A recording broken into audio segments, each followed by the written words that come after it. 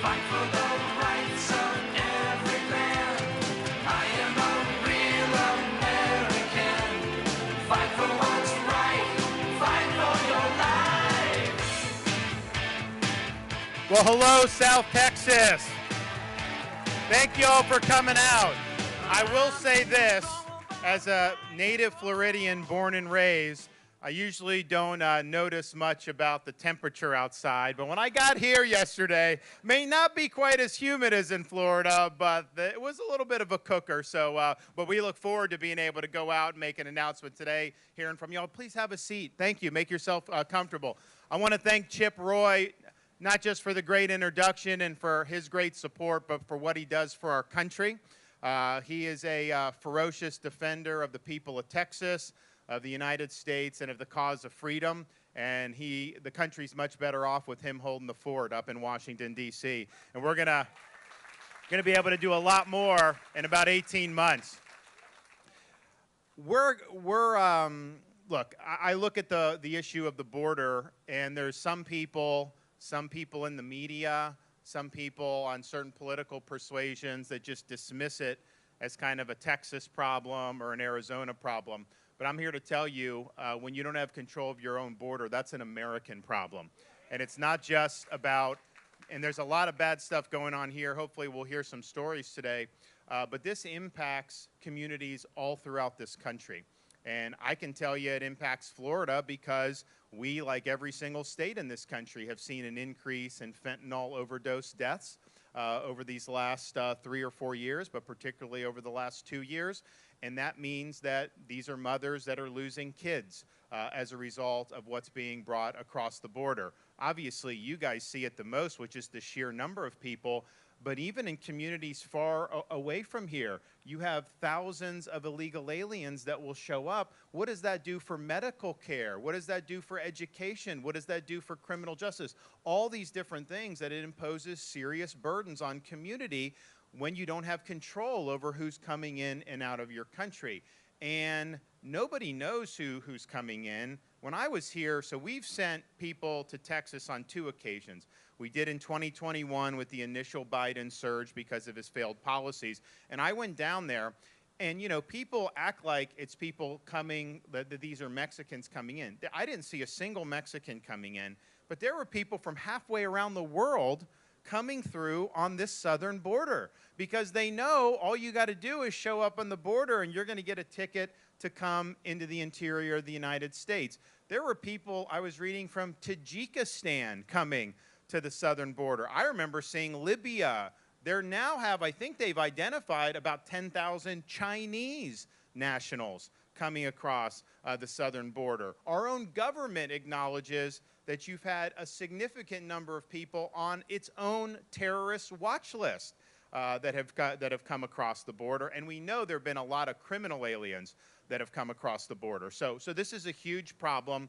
We're going to do something about it. In terms of some of the cost of this, though, we've done a lot in Florida. One of the things we did, I have a tool in Florida where I can ask the state Supreme Court to impanel what's called a statewide grand jury. And basically, it's a grand jury that has wide investigatory power. It can do criminal indictments and things like that. But even short of that, it can subpoena, it can get documents, and it can issue reports. And so we did one about illegal immigration, and particularly about people being brought into the state of Florida, because a lot of this stuff is coordinated with non-governmental organizations and other types of people that are basically working in concert to evade immigration laws. And they were able to get a lot of evidence. They produced some reports. They're going to do more.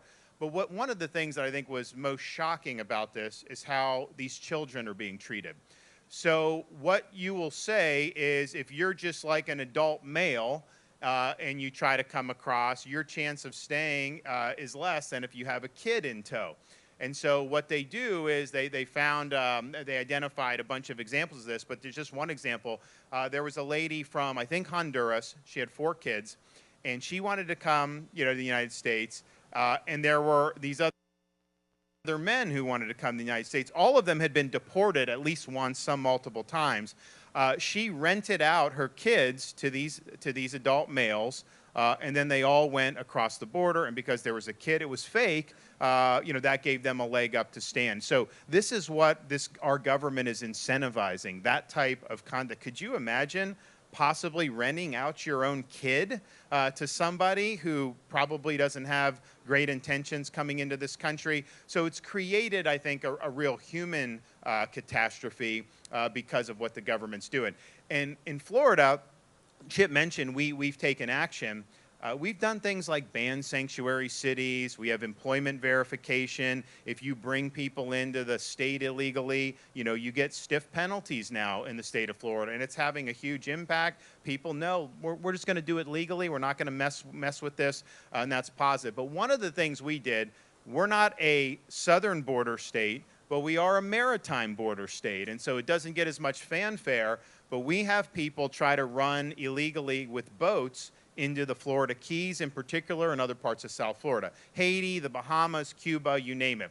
And so this is the Coast Guard's responsibility to take care of this, and they do a good job, but they do not have enough resources to stop all the boats. And so we were in a situation where Coast Guard started dumping some people in the Florida Keys, and then you had some boats coming through. And I'm like, wait a minute, we're not going to do this. And so I declared a state of emergency.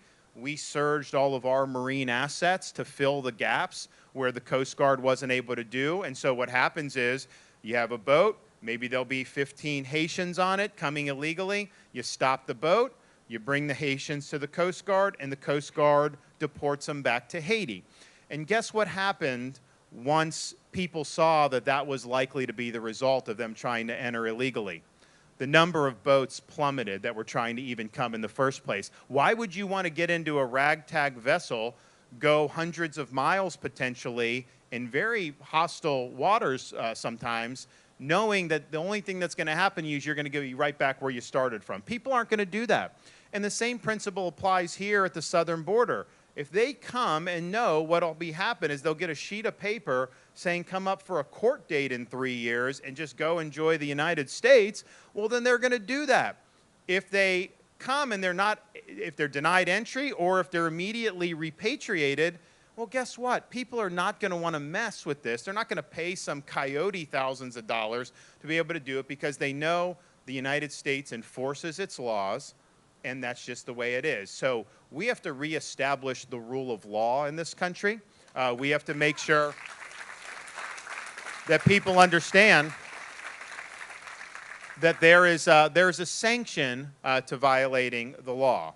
We also should just be very clear. Look, this whole thing about asylum, there are legitimate reasons why someone would need asylum, and there have been throughout American history.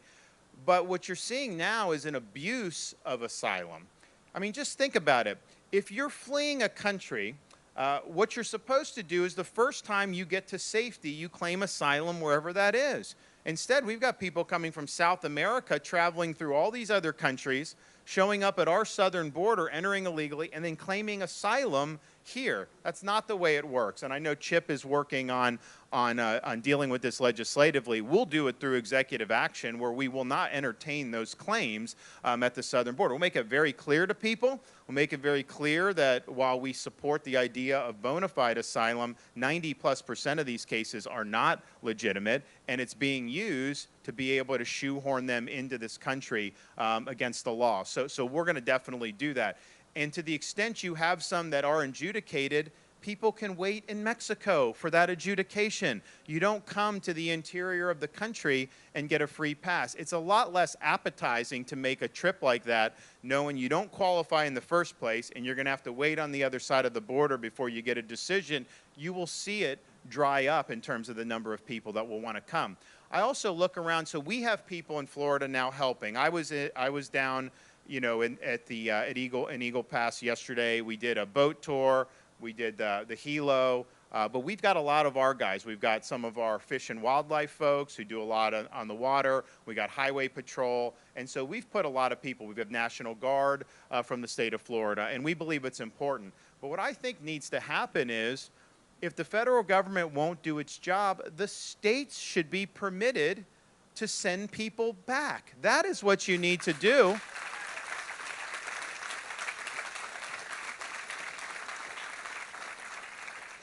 And right now, it's kind. And look, there have been Supreme Court decisions, so it's not like this is just something that people are making up. Basically, they say, you know, states can't intrude on the federal government's prerogative to enforce immigration because immigration's a federal issue, and so therefore, what the feds say goes. And I don't know whether that's right or not, but if the feds have the responsibility to do immigration and they decide to just not do it, then are we just helpless and we don't have the laws enforced at all? And so I think the states have a role to play. I can tell you as president, we are going to fully deputize all state and local governments to be able to enforce immigration law. You will be able to have that authority. And we're not going to allow sanctuary jurisdictions to get away with it. I mean, you think about some of these places, cities, states, where they say, we refuse to cooperate with any type of immigration enforcement. So what will happen is you'll have somebody who's in the country illegally, they'll commit a serious crime, they'll serve a prison sentence. When they're done with their prison sentence, a state or a locality that's sanctuary will not notify ICE that they're getting out of prison, because if they do, ICE can take them and send them back. Instead, they release them back into the community. How is that something that's acceptable? It's not. So we're going to turn the screws on sanctuary jurisdictions. They get a lot of money. All these localities and states get a lot of money from the feds. They get grants. They get all that. You know, we'll make sure to turn the screws so that it pays to follow the law and it doesn't pay to violate the law. And the thing, too, about this is, honestly, some of this sanctuary stuff they do is a lot of virtue signaling, right? I mean, they started doing it a lot under the Trump administration, and I think it was a way for them to say, oh, you know, we're fighting the power, all this stuff. Well, I can tell you, you know, we have a program to offer the transport to sanctuary jurisdictions.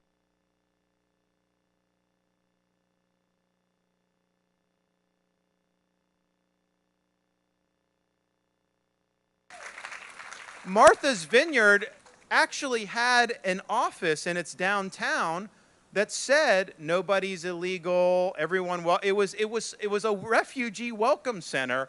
I guess they've never actually served anyone there because they had 50 show up. And so think about towns down here in South Texas. If you just had 50 one day, that would be like a good day, right?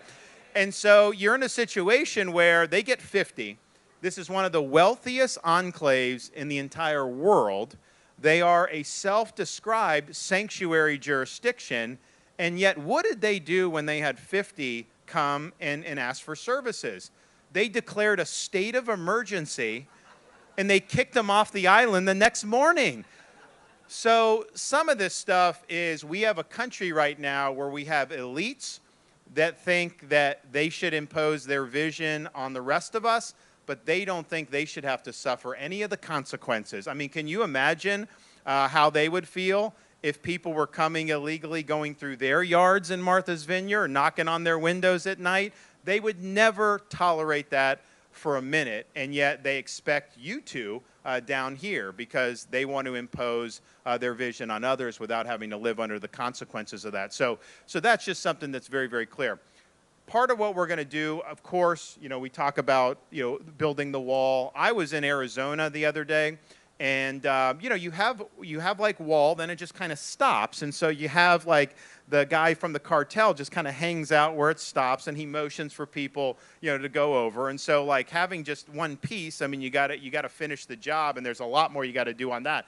But even in places where there were really serious steel beams and everything, these guys in the cartels, they can cut through the really fortified steel beams. And I'm just thinking to myself, you spend all this money on that, and you just let them cut through with impunity and do it. And so, you know, I think you need adequate rules of engagement so that, I mean, if someone was breaking into your house, you would repel them with the use of force, right?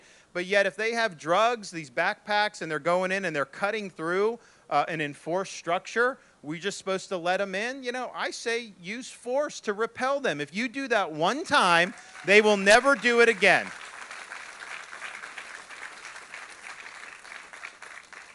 So this is, and look, here's the thing with the drugs, I think, is you are seeing It's the #1 cause of death, fentanyl overdose, for people 18 to 49 right now in the United States of America.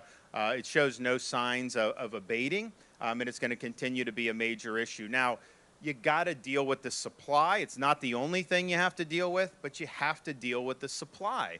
And so we're going to be leaning in against these drug cartels. I think that they are killing a lot of Americans. They are effectively in control of this border to begin with. And part of the reason it's gotten this way is they don't get any pushback. They're able to just do this with impunity. And so we will designate them either a transnational criminal organization, foreign terrorist organization. Chip and I are talking about. Bottom line is we're going to give them a designation so that we can unleash more federal power to be able to kneecap the cartels. And so that's going to happen. It's important. And I think about, you have so many people that are dying in the United States, and yet our ruling class in D.C., they're just shrugging their shoulders at this. You know, there's no sense of urgency to try to stop this.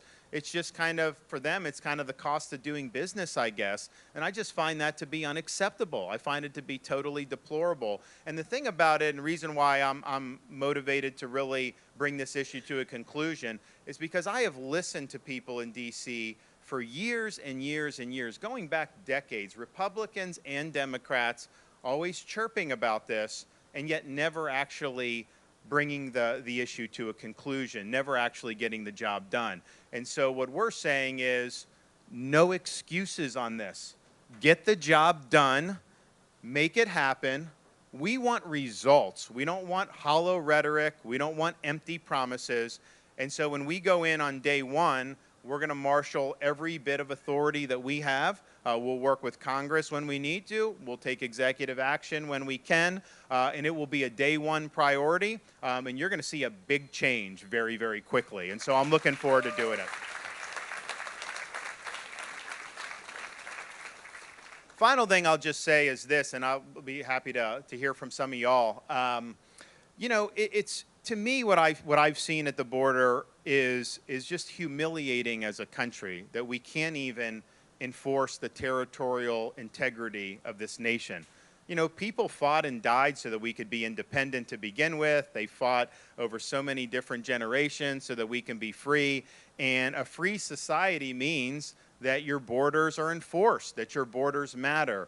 You know, I don't consider myself just some citizen of the world. I'm an American, and being an American needs to mean something. We're a distinct country with distinct borders, and it's very, very important that we understand that. And I just think about, you know, would we have ever allowed this to happen, like during like World War II or something like that? I mean, we would have, you know, squashed this very quickly if we had this many deaths coming from drugs. And it's like now in our current day and age, it's like our government can never do anything right, and they just let problems persist. And so we're going to bring, I think, a can-do spirit to this issue. You know, we had a hurricane that came through in September, almost a Category 5 Hurricane Ian. It did a lot of damage, but one of the things it did was it knocked out a bridge going from the mainland to Pine Island, and it knocked out a causeway going from the main island to Sanibel in 3 different locations. So it had 3 breaks. And these were not state roads or bridges, so it really wasn't directly under our purview. But the locals were being told, you're going to be out of luck for 6 months. You better get off the islands. You better just make arrangements because it's going to take a long time. So they came to me and they're like, hey, can you help us? And I'm like, yeah, I'm going to help you, of course. And so I got my guys together and I said, listen, no red tape, no bureaucracy, and no excuses. I want these bridges fixed, and I'm not waiting 6 months for it. And so we mobilized, cut through all the smoke. We did the Pine Island Bridge. It didn't take months. We did it in 3 days. And then we did the Sanibel Causeway, fixed it in 3 different places 2 weeks after that. So don't tell me things can't be done. You just got to put your mind to it and make it happen. All right. Anybody have anything that they want to say? I want to hear from you. I'm happy to answer questions or just listen to you in terms of what you're doing with some of this. Do we have hands anywhere? Okay, sir. Thank you for your service. My name is Gary Sapoff. Now, if we go through another country and we do what they're doing to us, they would declare war. The U.S. Constitution says if you are invaded by another country, that's an act of war. Why haven't we acted?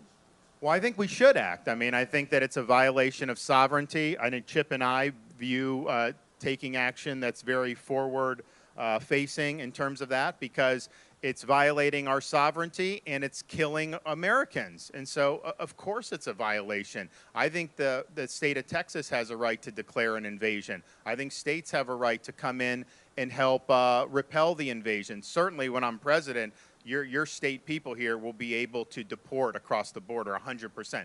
But I think they should be doing that right now. So you're going to see, as president, under Article 2 of the Constitution, you have a responsibility and a duty to protect the country. And we are going to do that, and we are going to do that robustly. Yes, ma'am. A lot of us see and we get defeated. Sorry. Oh, I'm Kelly Pratt from Del Rio, Texas. A lot of us see what's going on in Washington, D.C., and we see the one-sidedness where they have rules for us and not for them, and nothing happens with the Republican Party. Nothing gets done. We can't get on the same page like the Democrats do. I mean, when they do something, they are all in it to win it. What are you going to do to bring the party together so we can get things done and clean up the mess and the corruption that's happening in D.C.? Thank you for that. Appreciate it. But I think you're right about how D.C. looks out for itself. Here's an interesting fact. 7 of the 10 wealthiest counties in this country are suburbs of Washington, D.C. Now, how does that happen? Are they producing energy or any of that? I mean, they're producing a lot of hot air from the nonsense they spew. They're producing a lot of debt for the rest of us. But if you look at something and how the federal government manages its finances, borrowing, printing, spending trillions and trillions of dollars, particularly over the last 4 or 5 years at levels nobody thought possible, that's been bad for everybody in this room, because you're paying way more for groceries, you're paying way more for necessities, and the inflation's really an invisible tax that hits you in the pocketbook every day. Now, it doesn't hit them as much. A lot of that has been beneficial to people that are politically connected or that are in Washington, D.C. And that's been true with Republicans and Democrats as well in D.C. I mean, it's not been only one party. And so we clearly can't just do business as usual. And I've said the country is in decline right now. I am not running because, like some Republicans, we just want to manage the decline a little bit better than the Democrats. No, I'm running to reverse the decline. I'm running to upend what's going on in Washington. And I can tell you, I have a track record of doing this in Florida. I came into office, Chip mentioned we won this historic landslide re-election.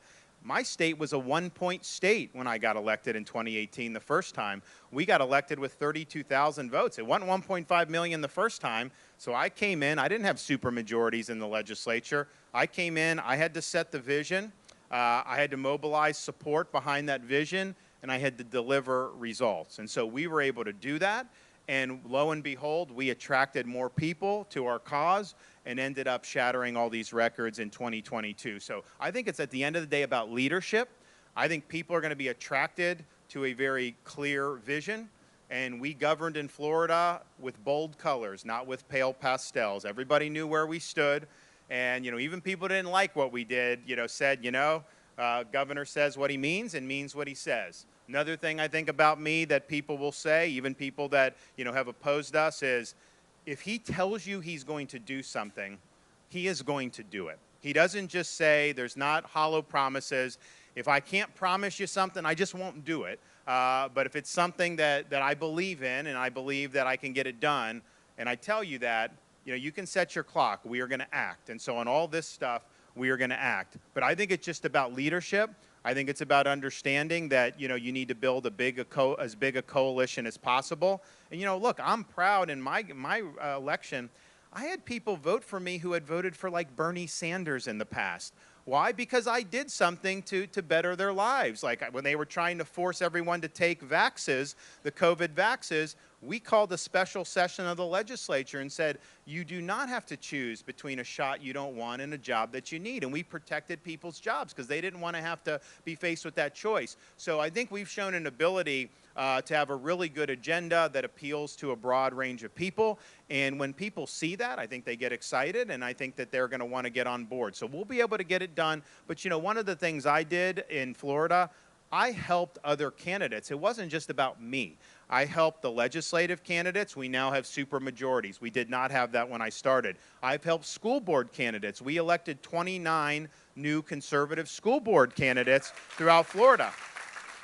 Because if you think about what they're doing now, they're trying to impose indoctrination and ideology in the schools. Who here would think that even 5 years ago, it would have been appropriate to have like transgender ideology in a first grade classroom, telling a girl that she may really be a boy or that she should change her gender? Totally unacceptable. So yeah, in Florida, we led to protect parents and kids from that, but you need the school board people on the front line. So we did that as well. And I think it's the same thing federally. You know, I'm going to be working to help members of Congress. I'm going to be working to help people get elected to the Senate because, you know, it's a team effort. At the end of the day, politics is a team effort. Yeah, there's a lot you can do through executive action. Some of this stuff we can do purely through executive action, and we will. But ultimately, you need that strong support, and so we will provide that. You know, and if we do it half as good as we did in Florida, this country's going to be in great shape. I'll tell you that. Who else we got? Yes, ma'am. Right behind you. Hi, Jacqueline Klein from San Antonio. Once you're elected, what tax plans do you intend to enact once you're president? Lower taxes is what we want. So we're going to be rolling out some tax policy. I think clearly some of these current tax laws are about to expire in a couple years. That would raise everyone's taxes. We're not going to let that happen. We're going to make sure that we preserve. One of the things I think that we will do is, okay, your tax policy says something about what you think is important and maybe what you don't think is important. I think our tax policy, you know, these kind of information technology companies, the Googles, the Facebooks, you know, they do very well under this current system. But a lot of what they're doing is like entertainment. I mean, obviously with kids, I think they're on these devices way too much. I think it's been a huge negative there. We tend not to do as much in terms of favoring, you know, capital investment and advanced manufacturing and things like that. So I really want to reorient it. We need to make more things in this country.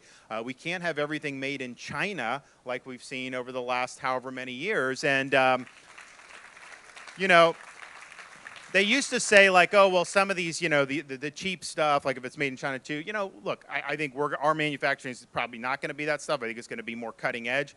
But even like this cheap stuff from China, you know, when my wife and I, we get our kids Christmas presents, and the stuff made in China breaks. It's like you can't even last 2 days after Christmas without the toys breaking. And so it's really, really cheap stuff. But I think for our national security, we can't be dependent on China for all these important things. I think it's important to have a strong industrial base just for our society and for economy. But also, if you ever were in a situation where you need to have a mobilization, if there was a major conflict that broke out in the world, what are you going to do? Go hat in hand to China to ask them to sell you more things so you can have more ammunition and stuff? That is not a good place to be in. And so clearly we're going to have tax policy that's going to be directed to recognizing that. And we're also going to reverse what Biden's doing with tax policy, try to subsidize electric vehicles and all these other things. Let people make a choice about what they want. Don't try to force everybody into that. And if you like it, there's a lot of people like it, knock yourself out. That's great. But he's trying to basically go all electric. And oh, by the way, if you do that, you're more dependent on China because you get a lot of the stuff to go into that from China. So that's not a good idea. Yes, ma'am.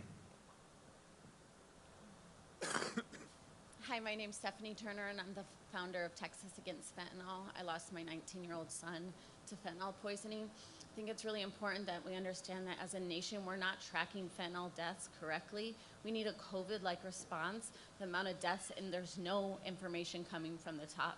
And I would like to see that and improve. Well, thank you for that, and I'm sorry to hear about your son.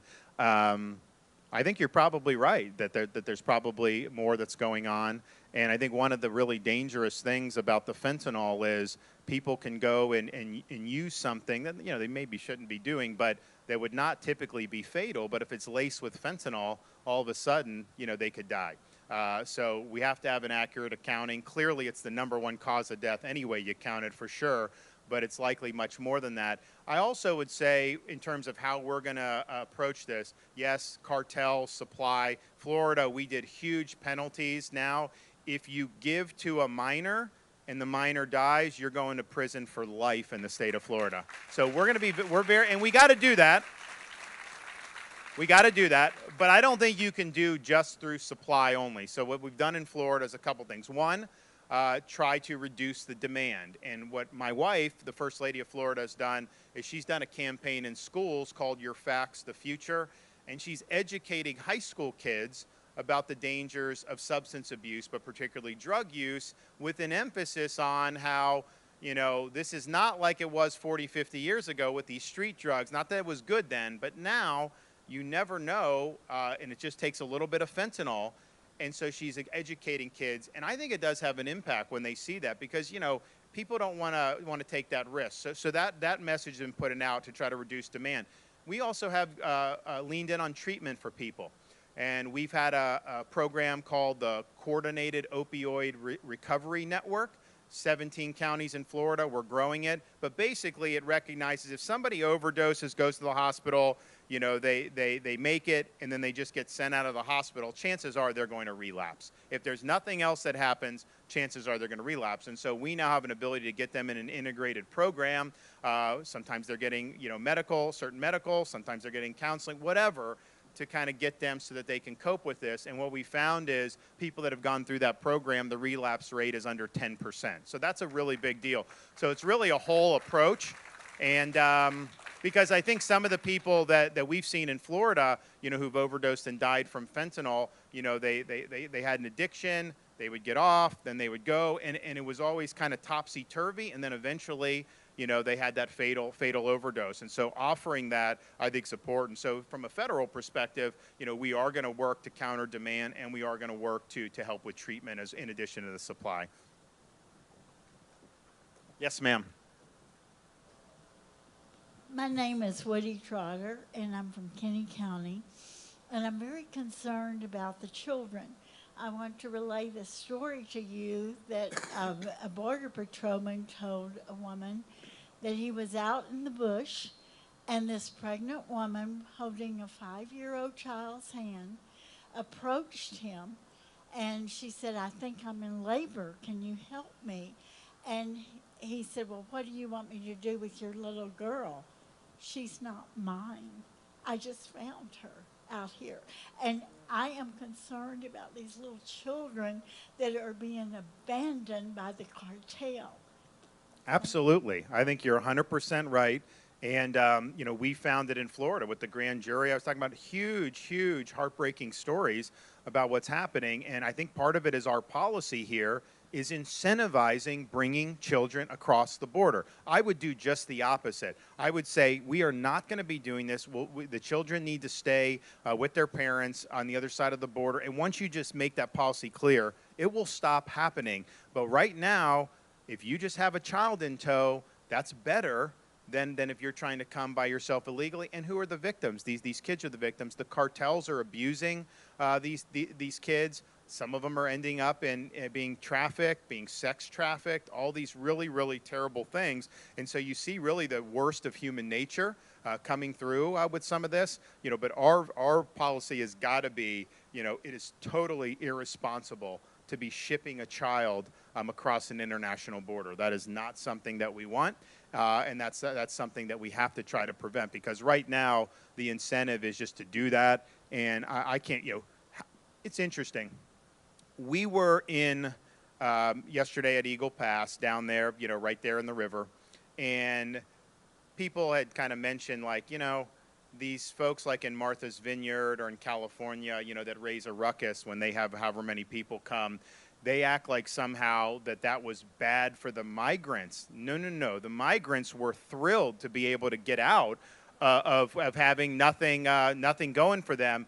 And what they pointed out to me is like, next time someone tries to say that, point them to, they call it like a PVC pipe graveyard. So you have people, and a lot of people that have drowned in the Rio Grande are now basically buried under these like PVC pipes is what now I didn't go see it, but just think about that. I mean, dozens and dozens of just corpses. How is that something that is good for policy? I mean, that's horrific that that's happening, and yet that is happening. Yes, sir.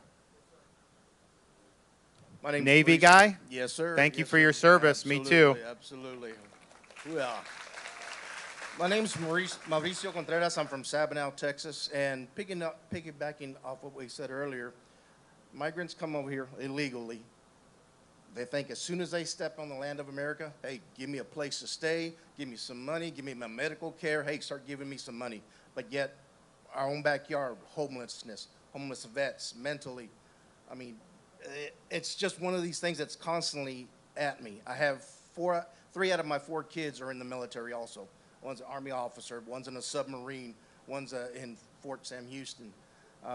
It's just really gets to me. It's really passionate about me seeing that. I agree with you. I mean, first of all, I think that if you want to incentivize illegal immigration, then offer them all the benefits, right? If you want to disincentivize, no taxpayer benefits. I mean, you know, that's not how it should be. You should just... And so we will act, you know, very quickly on that, but it's all about how you want to structure policy. And right now, the policy is structured to incentivize what's happening. We will turn that on its head, and there'll be a major disincentive to want to go. And you're right. It's like, you know, you go back like 100 years, 120 years, people would come. A lot of people were very poor back then. They would come, but there was no taxpayer programs. So if you came to America, you know, you had 2 nickels to rub together, like you better work, you better figure out what you're going to do, you better have a plan to make it. And actually, if you came to some place like Ellis Island and you were considered a public charge, they would send you back. They wouldn't even let you into this country if they thought you were going to somehow be a burden to the community or a burden to the state in any way. And I think that that's really, you know, the way it should be. Why would you want to say, come to America to get on programs? No, people have come legally to America not because they wanted to get on a program, it's because they wanted to live in freedom and they wanted to have an opportunity to do well, and that's what we've got to get back to in this country.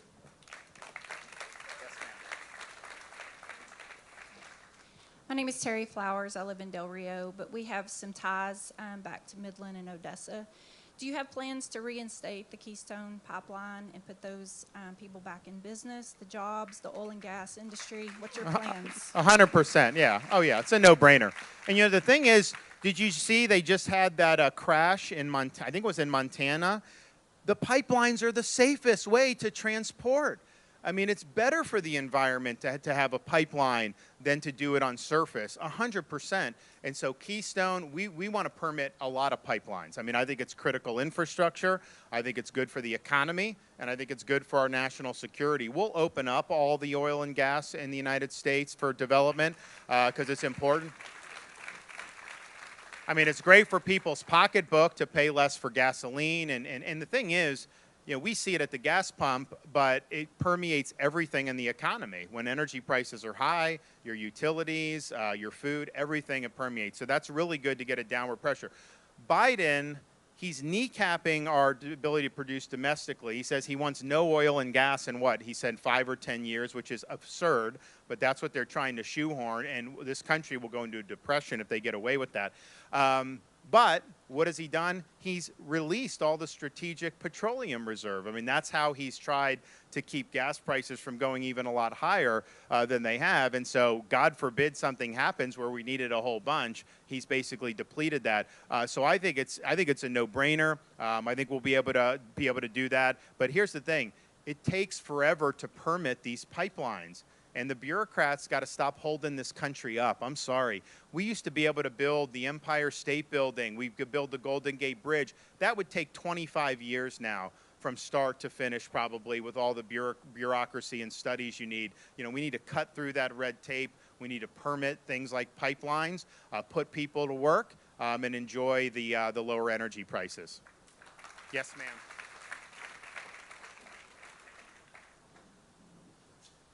Thank you, Governor. My name is Veronica Caprosi. My daughter passed away of fentanyl poisoning. This isn't really a question, but more of a, sometimes fentanyl overdoses are not overdoses, they're poisonings. Yep. So can we start calling them what they are, a poisoning, and it's a murder? Absolutely. And we're sorry to hear about your daughter. And, you know, unfortunately, I mean, we have 2 mothers. We probably even have more here. And it's, yes, I mean, look at this. That is an American tragedy that this is happening.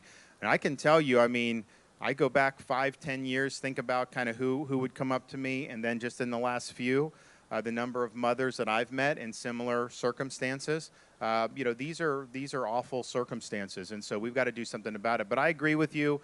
So in Florida, we treat it. So we did, you know what they do? They put the fentanyl in candy now to try to market it to young kids. And so we've said, you know, if you're doing it in a way that's marketing a young kid and that kid dies, you're going to prison for a life sentence. And we're going to treat you like the murderer that you are. And I think that should be true everywhere in this country. Because the toll is unacceptable, and we need to get to a point where it's not routine in every community in this country to be having mothers bury their kids because of this garbage. So we're with you on that 100%. Yes, ma'am. My name is Enriqueta Diaz. There exists a federal law. There's a Form I-9 that by federal law requires that every employer must fill one of those for every employee to make sure that they're legal employees. There's no enforcement. Washington keeps passing laws, and they can sit there and make $1 million more. If there's no enforcement, get them off the books. Yeah. No, I agree. So the employment verification, it goes back to the benefits. If you can come illegally and end up getting a job, that's an enticement for people to come. And so in Florida, I think Chip mentioned, we did E-Verify. So they have to run people through E-Verify. And if they're legal, obviously they can work. And it's always been the law in Florida that you have to be legal to work, but it's all about the enforcement. And it's illegal in the United States to work if you're illegally, and yet they don't enforce. So we did the E-Verify, and you're already seeing results from that, where people are not coming to Florida illegally because they know that if they're run through E-Verify, they're not going to be able to be hired. So we're moving very quickly now to a legal workforce. And I think that that's what we need, a legal workforce. And guess what? Most of the people coming illegally, they're going to be willing to work for much lower wages than the average American's going to be able to work for. So you end up depressing wages of working class people who are either legal immigrants or who are American citizens. How is that a good thing? I want higher wages for people. I think we're better off when we have higher wages for people. Yes, sir. Dwayne King, we ranch down here just north of Eagle Pass. All of us are here because of the concern on the border. And we all know that 90% of this problem is the cartels. And the cartels control Mexico. So in your administration, how would you control the cartels in Mexico? We will. It's a great question, and it was good to talk to you all before this about the people on your property and knocking on your windows. I mean, like, it's probably not as a big a deal for folks in this community because you guys know this is happening. But if you go to other communities throughout this country and don't see that and say, how would you feel if 15 people came in the middle of the night, started knocking on your windows? I don't think very American citizens would sign up for that. I guarantee you. And so it's a huge problem. And the fact that that type of invasive activity is happening just shows we need to take strong action. So we will use every bit of leverage at our disposal against both Mexico and every power at our disposal against the cartels. I think there's a lot of leverage we have over Mexico that a lot of presidents have not been willing to use. I think that they think that somehow that will be bad politically. I don't think so at all. I think you've got to do it. And just think about it. How many of these folks are coming all the way through Mexico to get to the southern border? Mexico's not doing what they need to be doing. You know, this is something that they're working effectively with the cartels to allow happening, and it's totally unacceptable. So we've got a lot of levers at our disposal. We will pull those levers and exercise leverage to ensure better behavior, and we will also use the authority. We do transnational criminal, we call the cartels. If we do foreign terrorist, we're going to do a designation that's going to pack a punch. And here's the thing. For the president to battle against the cartels, you don't even need to necessarily do that. You don't even necessarily need Congress. If they are trying to move product into this country and they are killing our people, you don't only have the right, you have a responsibility to fight back, and we will. Yes. Air Force? All right. Got you, sir. Governor, you know, my wife's sister, she did her Air Force pilot training in Del Rio, Texas. And so my wife actually knew Del Rio before we even met. It's ironic. And then, like, you know, years later, I'm deploying Florida troops to help out. Governor, just so you know, this is going to be the last crowd question. Okay. Yes, Fort Hood in Killeen, Texas has been renamed to honor the first Hispanic general, four-star general, Cavazos. Now, I've heard that you are going to be changing some names to some of these forts. Will you, as the new president, will you change the name back to Fort Hood? So I haven't seen what happened with Fort Hood, but here's what I said with respect to Fort Bragg, is that's an iconic base in this country. I didn't even know it was a Civil War general. I don't think most people knew it was a Civil War general. You just know you've been to Bragg, right? And they're changing it for political correctness reasons. And so I don't believe in doing it for political correctness reasons. And that's just kind of how we're going to roll on it. And here's the thing.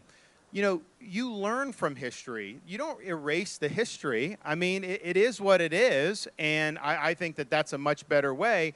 But I think what's happened is there's been a movement to say, oh, well, we really, these Civil War people are just so bad. But then they'll take Abraham Lincoln off the statue down in Boston, took him down. They'll take Teddy Roosevelt down in New York City. They'll remove George Washington's name from schools in San Francisco. And that's not, I think, what I want to see. I mean, I think you can look back at anybody and you could find flaws, but at the end of the day, you know, we had people that have done great things for this country. We wouldn't be where we were unless we've had some of the people like Washington and Thomas Jefferson and these people. So I don't want to erase that. I'm not in a position to say that somehow I'm so much better than any of this. It's a different time. People make mistakes. There's different parts of our society we look back and can say was a mistake. But this idea that we're going to erase history, I just think is fundamentally wrong, and we're not going to do that.